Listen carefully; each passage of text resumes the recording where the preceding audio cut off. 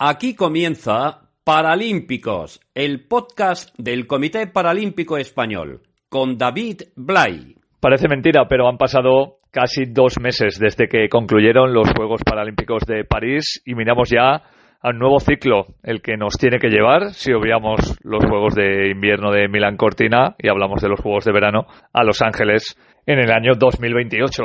Y en 4 años pasan muchas cosas. Y las queremos contar todas en este nuevo podcast paralímpico que muda su piel para cambiar absolutamente la concepción con la que nació desde Tokio 2020, que ya sabéis que fue 2021, y que nos ha llevado habitualmente a hablar de deportistas que tenían una doble vida, la de atleta de élite y la de estudiante o trabajador o trabajadora, a buscar a figuras históricas para poner en valor cómo ha ido evolucionando, afortunadamente hacia bien, el deporte de personas con discapacidad, a dar voz a aquellos entrenadores, fisioterapeutas, médicos o guías que siempre aparecían en segunda línea, o incluso hacer un repaso rápido a lo que eran las noticias que habían ocurrido durante todos los meses. Porque a partir de ahora, y ojalá durante los próximos años, queremos ser dinámicos, queremos ser cambiantes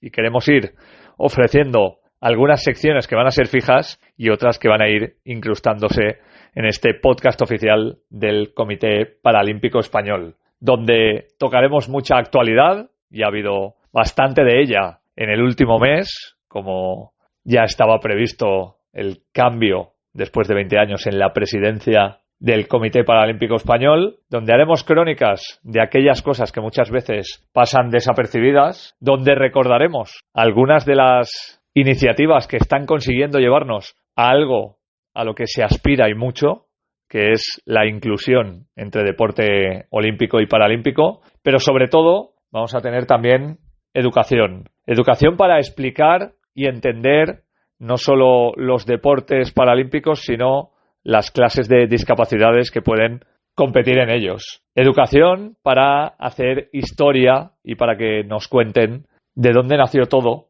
y cómo ha ido evolucionando. Educación para que toda la gente que nos escucha, tenga una discapacidad, pueda tener consejos médicos, fisioterápicos, nutricionales o incluso psicológicos para mejorar su día a día. Y educación porque en lugar de hablar con los atletas o las atletas, vamos a hablar con sus padres y madres. Y vamos a estar pendientes de que nos digan cómo ha sido el tránsito vital y cómo sigue siendo de tener un niño o una niña con discapacidad que practica deporte al alto nivel. Así que, una vez más, y después de muchos años ya, a todas las personas que nos escucháis, que nos descubrís o que nos seguís escuchando, bienvenidos y bienvenidas a este podcast del Comité Paralímpico Español.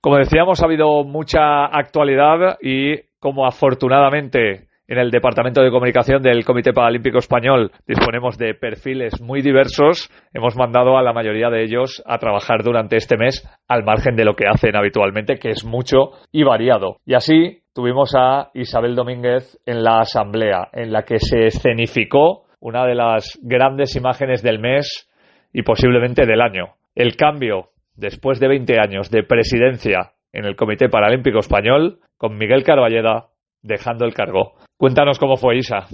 Así es, David. Como dices, Alberto Durán ha sido elegido por la Asamblea General del Comité Paralímpico Español para sustituir al frente de la entidad a Miguel Carballeda, que deja el cargo tras 2 décadas.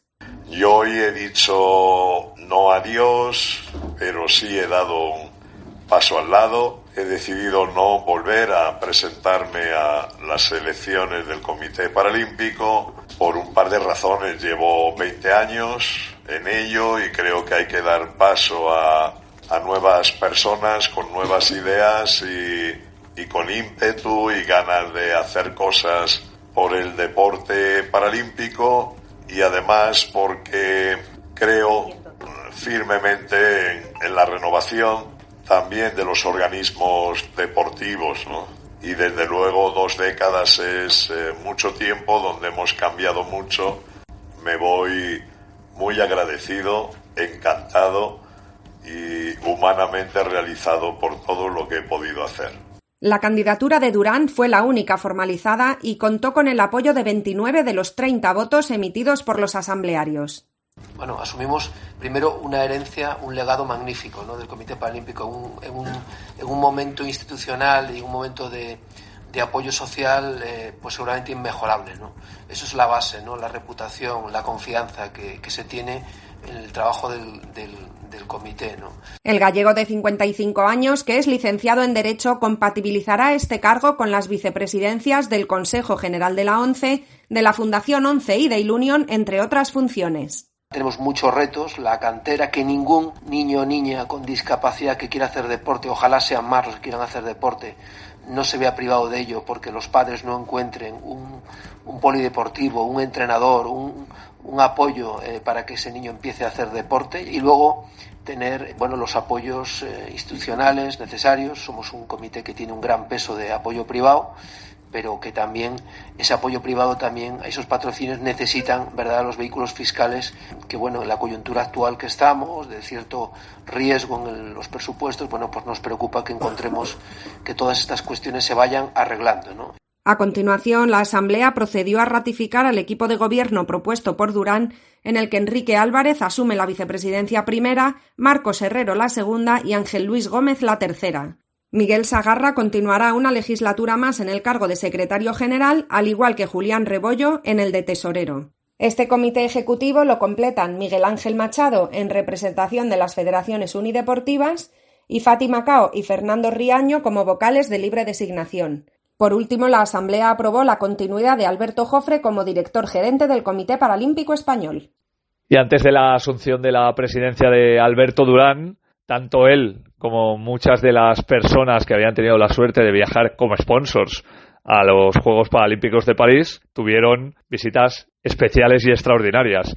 Los Juegos se acabaron y los atletas y las atletas en teoría se fueron a su casa, pero los primeros días los pasaron entre Madrid y algunas regiones más. ¿Por qué? Porque afortunadamente, y como hemos escuchado muchísimas veces, el deporte paralímpico español tiene un 80% de financiación procedente de sponsors privados, y a todas esas personas y a todas esas empresas se les quiso dar las gracias por todo lo que habían conseguido y por todo lo que habían hecho conseguir. Esta es, con Israel Íñiguez, la crónica de lo que pasó en aquellos días. Hola, ¿qué tal, David? Muy buenas. La experiencia vivida en los Juegos de París por parte de los patrocinadores del Plan Adobe ha sido algo prácticamente indescriptible. 8 años después, algunos de ellos, incluso por primera vez, han podido disfrutar in situ de las hazañas de nuestros deportistas, de sus éxitos, también de algunas decepciones, pero sobre todo acompañándoles en su sueño de participar en la gran cita mundial del deporte para personas con discapacidad. Y ese sueño es en gran medida gracias a ese apoyo de los patrocinadores.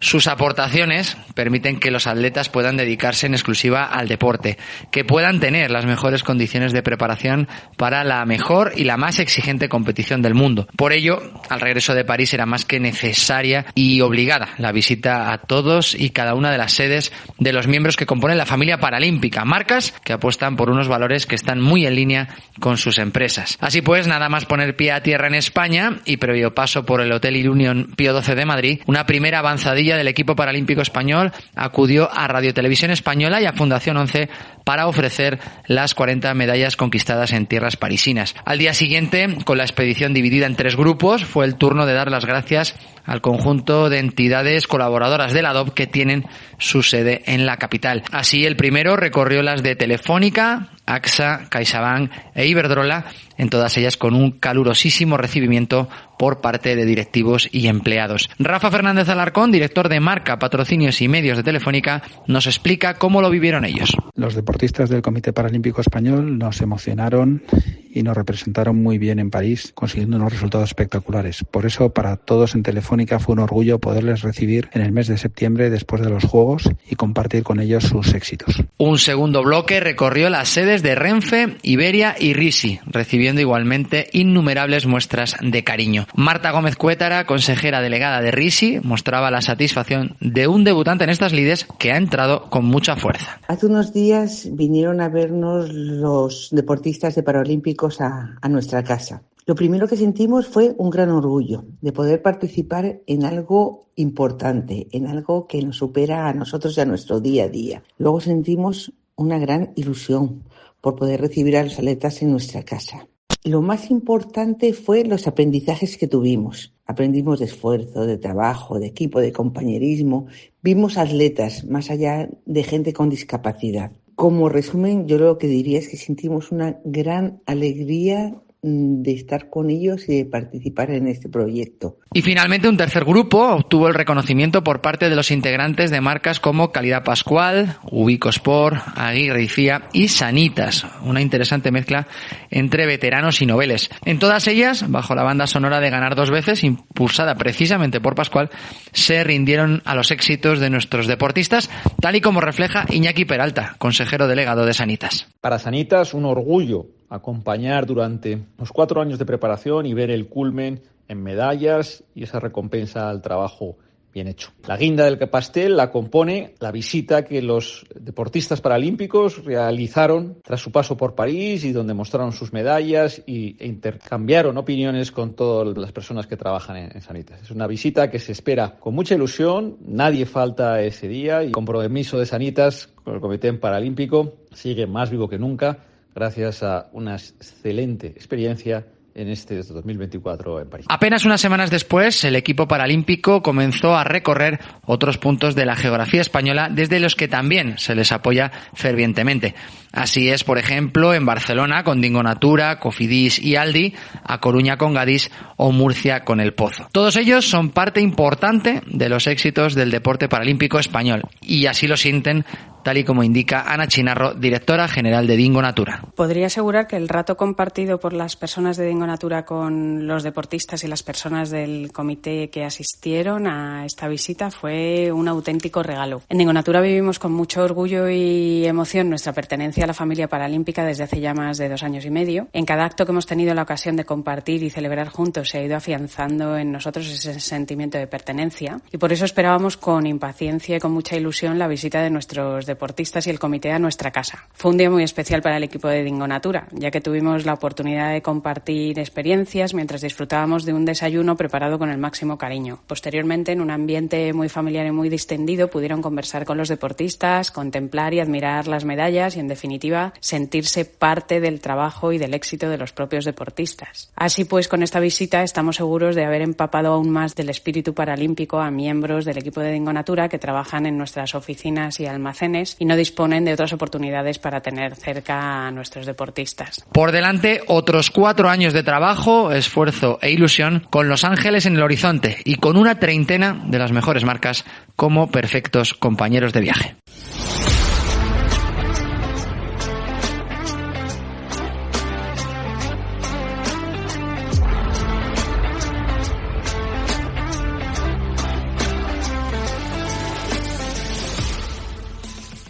Comentábamos que uno de los objetivos a medio y a largo plazo es que las discapacidades no sean un problema para poder competir en igualdad de condiciones con deportistas olímpicos. Y una escenificación de lo que podría ocurrir la hemos vivido también durante el mes de octubre de 2024. Se disputaron en Madrid los Juegos Inclusivos y este fue el resumen de la retransmisión que pudimos seguir a través de Teledeporte.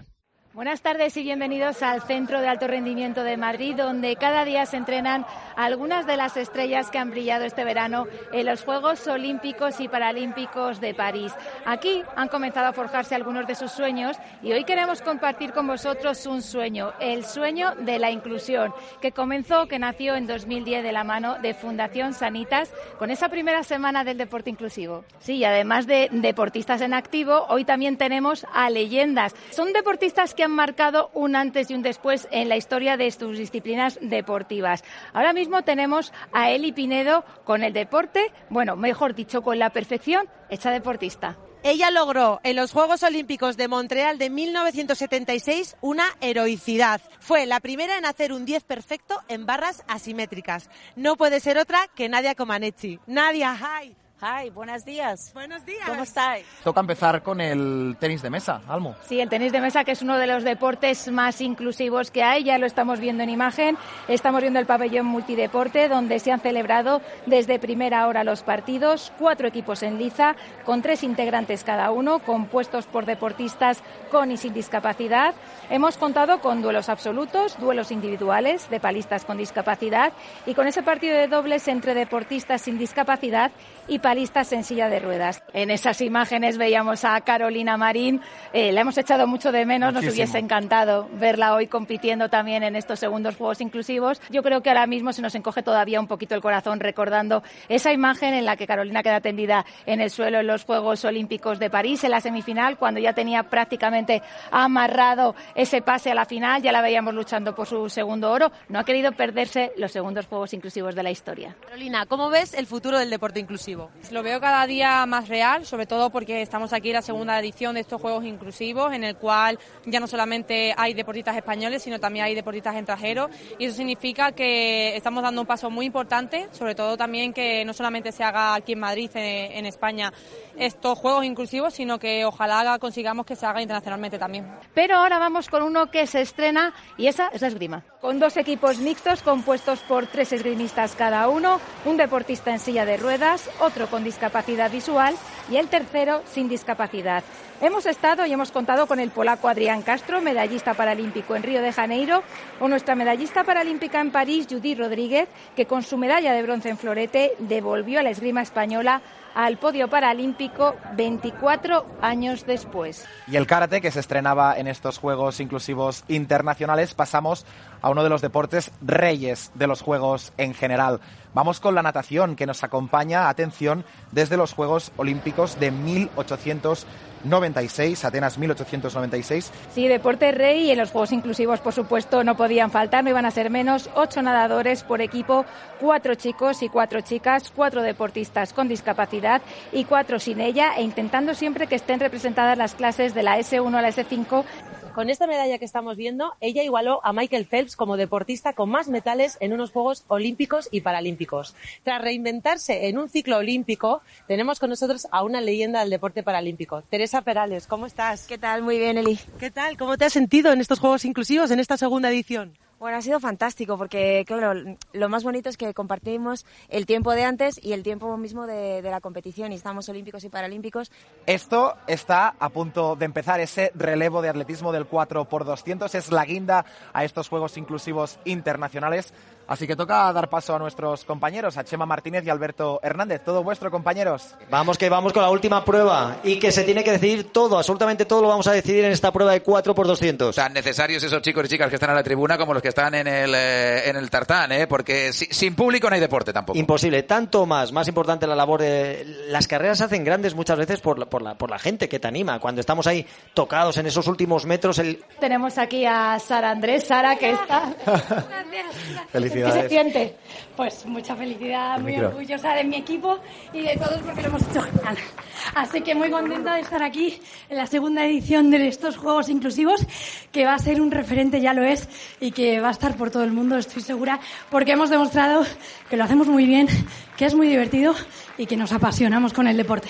Un sueño que comenzaba en 2021 y que ahora ha continuado. Sí, Almu, y que de momento tenemos que dejarlo aquí, esta segunda edición de los Juegos Inclusivos por primera vez, con participación de todo el mundo. Muchísimas gracias a todos los telespectadores de Teledeporte y RTV Play que nos habéis acompañado. Almu, ha sido un placer. Un placer, Frank. Muchas gracias a Fundación Sanitas por habernos hecho compartir, habernos hecho partícipes de este sueño, y hasta pronto. A los que nos siguen habitualmente y además lo hicieron durante los Juegos de París, saben que Álvaro Gavilán fue uno de nuestros últimos grandes fichajes. Una de las personas que está al cargo y al mando de las redes sociales del Comité Paralímpico Español y al que en la villa de París enviábamos cada día a contarnos una historia diferente de lo que ocurría allí para que se convirtiera precisamente en los ojos de las personas que no podían estar allí dentro o que no podían verlo. Por eso hemos decidido seguir contando con él y le hemos pedido también algo que nos parece muy interesante, que nos explique cómo es cada uno de los deportes que se practican y también qué tipo de atletas, dependiendo de la discapacidad con la que afronten ese deporte, pueden practicarlo para intentar llegar a unos juegos. Hola David, ¿qué tal? Pues sí, una de las preguntas más recurrentes que nos llegan a través de redes sociales y que te hace la gente por la calle es el tema de los deportes paralímpicos. Y es lo que queremos explicar en esta sección. Ir explicando cada uno de los deportes, con qué discapacidad se practica cada uno de esos deportes. Y en esta ocasión, como no podía ser de otra manera, ya que es mi deporte favorito, vamos a empezar con el judo. En este caso, el judo es uno de los deportes más fáciles de explicar. Y es que mucha gente me pregunta, oye, ¿cómo hace judo la gente, por ejemplo, que tiene una amputación de una pierna? El judo paralímpico únicamente lo practican personas con discapacidad visual. Es verdad que fuera del programa paralímpico sí que hay federaciones que están integrando el judo, por ejemplo, con discapacidad intelectual, incluso con alguna discapacidad física. Los judokas se dividirían en dos categorías, J1 y J2. J1 serían los deportistas que no tienen ningún resto visual, es decir, ciegos totales. Y J2 serían aquellos que tienen poca visión, pero pueden ver algo. Y la verdad que el judo es uno de los deportes con menos adaptaciones, siempre lo decimos. La principal adaptación es que en el judo paralímpico frente al judo de personas videntes, los deportistas empiezan el combate agarrado, mientras que en el judo de videntes empezarían por separado y luego van a agarrarse. Es verdad que luego existe alguna adaptación más, como señales auditivas. Por ejemplo, cuando se acercan a los extremos del tatami que podrían salirse, el árbitro dice una palabra japonesa que es yogai, que le indica a los judokas que están a punto de salirse. Y luego también para indicar qué tipo de sanción o punto se le ha dado al judoka, pues se hacen diferentes indicaciones, que pueden ser tanto auditivas como físicas, haciéndole alguna señal en la mano del deportista. Y nada, ya para acabar te diré que en estos Juegos Paralímpicos de París tuvimos 4 deportistas compitiendo en judo: Marta Arce, Sergio Ibáñez, Luis Daniel Gavinal y María Manzanero, y los judokas consiguieron una medalla, en este caso Marta Arce, de bronce. Además, Daniel Gavilán consiguió un diploma paralímpico, quedando en 7ª posición. Una de las personas que más conoce la historia de los Juegos Paralímpicos, ya lo habéis visto durante los últimos años cuando nos apoyábamos en él para tener la posibilidad de conversar con atletas históricos e históricas para que nos contaran a su vez qué es lo que había ocurrido en los albores del movimiento paralímpico español e internacional, es el director de comunicación del comité, Luis Leardi. Y le hemos pedido que durante los próximos meses nos instruya en cómo fue naciendo todo aquello que hoy ha llevado a que más de 3.000 deportistas procedentes de todo el mundo puedan estar conjuntamente compitiendo en una ciudad como París. Una de nuestras nuevas secciones es la historia del deporte paralímpico y nos la va a contar cada mes Luis Leardi. Al igual que al Barón de Coubertin se le atribuye la creación de los Juegos Olímpicos, hay una persona que fue el ideólogo de los Juegos Paralímpicos, Ludwig Guttmann. De hecho, se le conoce como el Barón de Coubertin de los Paralímpicos, el hombre que tuvo una visión: celebrar unos Juegos Olímpicos protagonizados por deportistas con discapacidad, lo que después de muchas décadas se convirtió en los Juegos Paralímpicos. Guttmann era médico, toda una eminencia en la recuperación de lesiones neurológicas. Tuvo que huir de su Alemania natal a causa de su origen judío en pleno auge nazi. Gran Bretaña le acogió con los brazos abiertos y le encargó crear un hospital de parapléjicos para soldados heridos en la Segunda Guerra Mundial en una localidad de la Inglaterra profunda llamada Stoke Mandeville. Ludwig Guttmann siempre tuvo claro que en el proceso de rehabilitación física y mental de sus pacientes, el deporte podía desempeñar un papel clave. Las primeras actividades y competiciones de baloncesto en silla de ruedas, de tiro con arco o de carreras en silla de ruedas producían unos beneficios espectaculares en la recuperación médica y anímica de los veteranos de la contienda mundial. Por cierto, que una de las primeras pruebas que empezaron a practicar eran las carreras de 60 metros, justo la distancia que había entre el helipuerto que trasladaba a los heridos y el propio hospital. Esas primeras competiciones se fueron ampliando con cada vez más veteranos de guerra, británicos, holandeses, americanos, y la visión de Ludwig Guttmann de celebrar los Juegos Olímpicos de Personas con Discapacidad se hizo realidad en Roma en 1960, en lo que hoy consideramos como primeros Juegos Paralímpicos de la historia, aunque entonces no se llamaron así.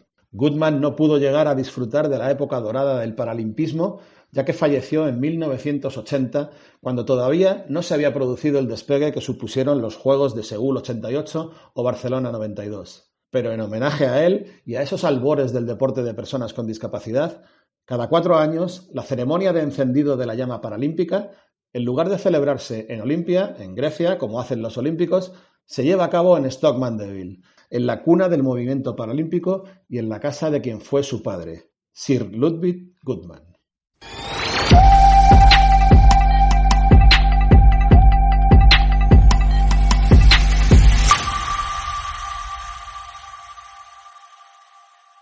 Como decíamos al principio, a partir de este número, el primero post-Juegos de París del podcast del Comité Paralímpico Español, queremos dar voz a las personas que han educado, que han cuidado y que han impulsado a los deportistas y a las deportistas que han estado en unos Juegos, que aspiran a estarlo o que se han quedado muy cerca.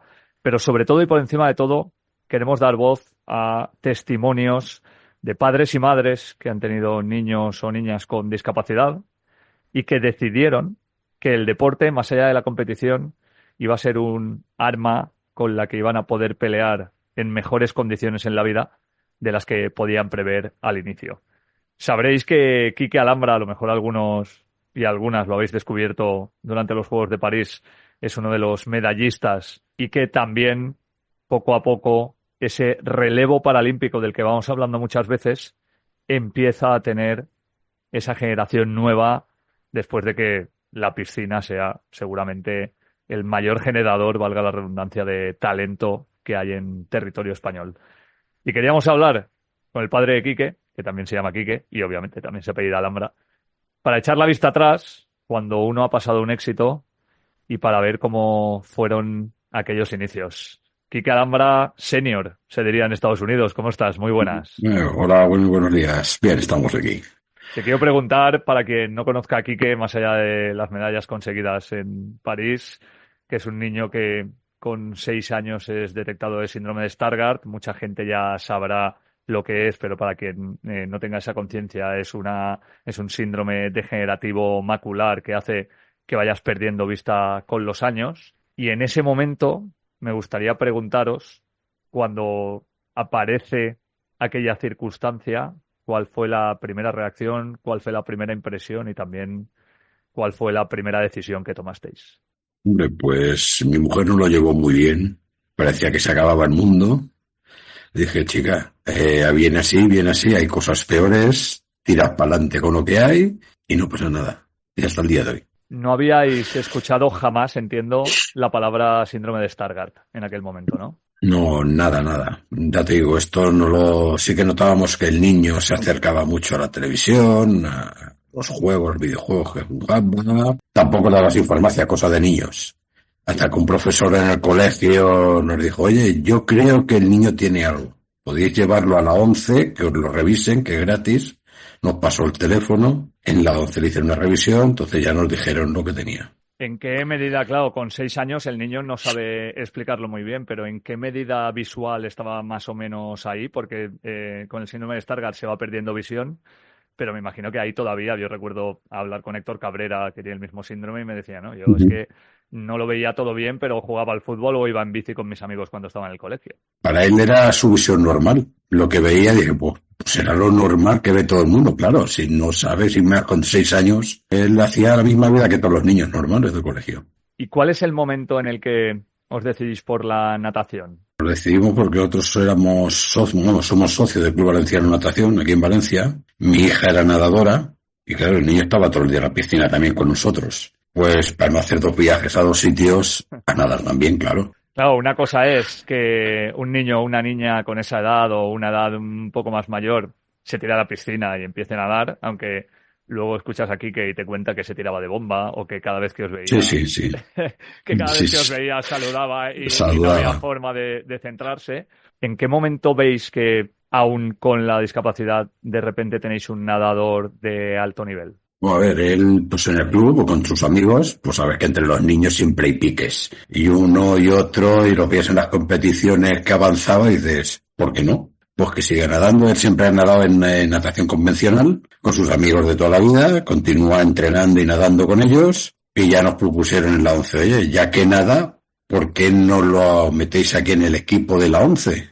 Por probar que no quede. Y así empezó, o sea que tampoco fue una cosa, vamos a que nade en la 11. Hay algo que yo entiendo que es muy difícil para los padres de niños y niñas con discapacidad, que es decir, bueno, en vuestro caso, veníais de la natación, hacíais deporte, la natación, digamos que es un deporte poco invasivo, o sea, podía ser una decisión relativamente sencilla de tomar, pero no sé si, claro, ya no solo en los juegos, sino en las competiciones, os habéis juntado con padres y madres de otros niños y niñas que tienen diferentes discapacidades, ¿y cuál fue la conversación de decir, ostras, pues nosotros tuvimos que afrontar esto de esta manera porque no sabíamos qué hacer cuando nos apareció? Quique lo metí en la piscina con un mes recién cumplido. Sí, mi mujer dice que se va a ahogar, diga, vale, que los niños no se ahogan. Y a partir de ahí ya no volvió a salir del agua. Y luego, claro, vas a las piscinas, ves lo que tiene tu hijo, ves otros niños, dices, mi hijo no tiene nada.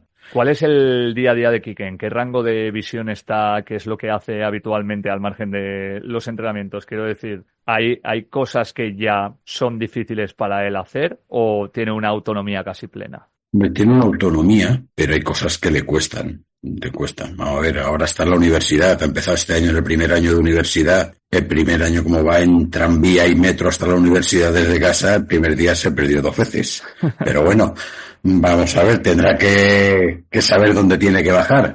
A más de 1 metro no reconoce caras. Quitando de eso, él se suele venear bastante bien, bastante autónomo.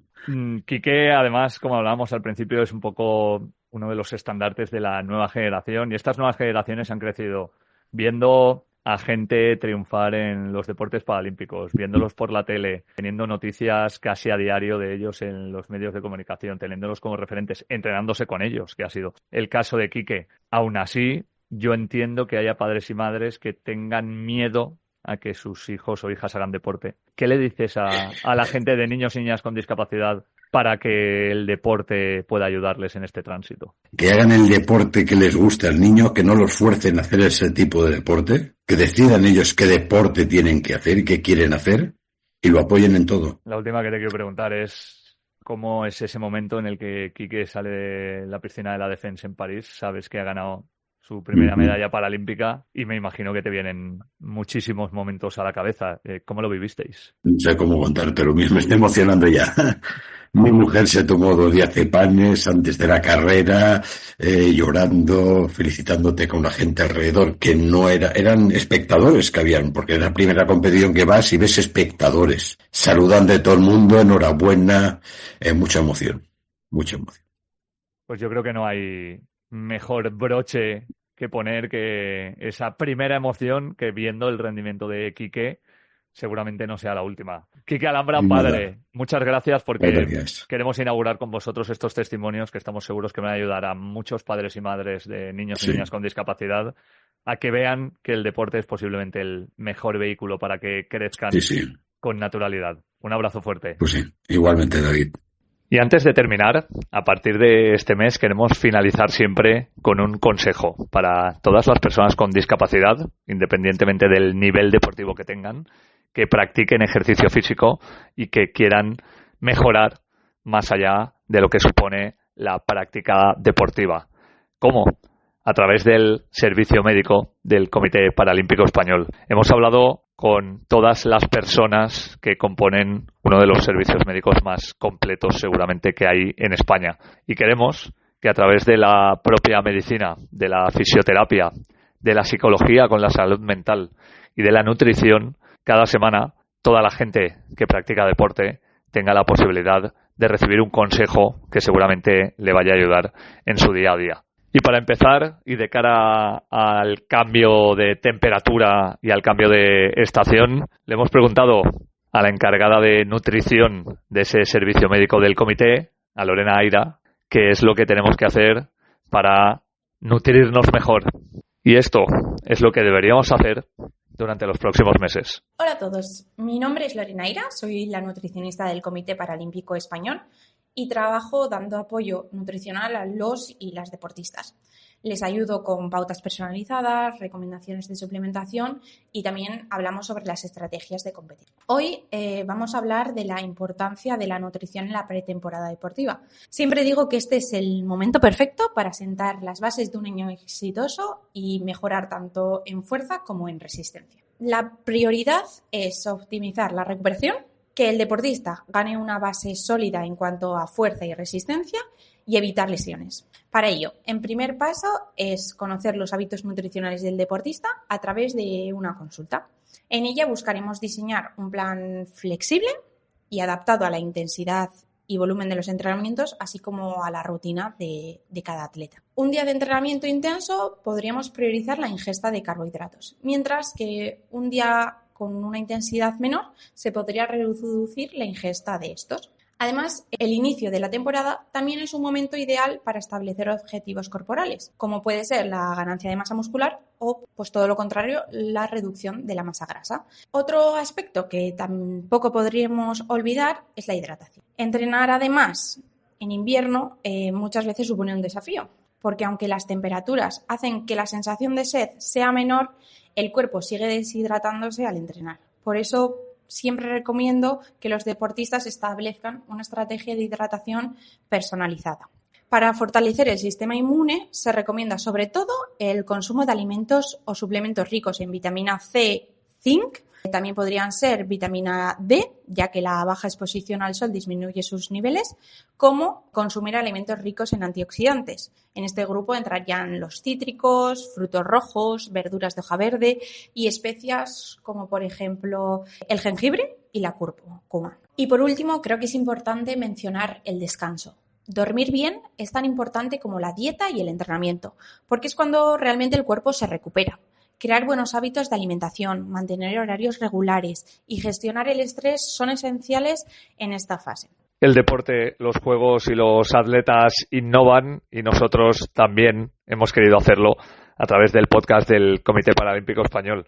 Muchísimas gracias a todas las personas que nos estáis acompañando desde ya para el próximo ciclo y esperamos no solo informaros, sino también formaros y entreteneros, que son las tres cosas que nos enseñaron, al menos algunos, cuando empezábamos a estudiar periodismo y que tenemos como leitmotiv para intentar que el movimiento paralímpico no solo perdure, sino que mejore y mucho con el tiempo que nos queda por delante.